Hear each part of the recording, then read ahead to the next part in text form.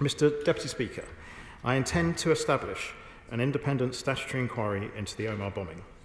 I've informed Mr. Galler and members of the Omagh Support and Self-Help Group, as well as representatives of families moving on of this decision.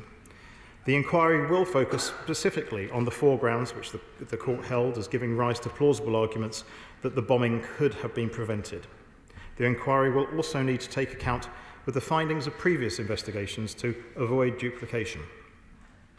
Madam Deputy Speaker, I wish to assure the House that this decision has been taken following careful consideration of the facts, the findings of the Supreme Court judgment and the United Kingdom's obligations under Article 2 of the European Convention on Human Rights. I hope that the decision to establish an independent statutory inquiry gives some comfort to those families who have long campaigned for this outcome. I recognise, however, that not all families affected by the bombing desire such further investigation. Some have worked hard to process their trauma and to move on with their lives and do not wish to re-examine the past.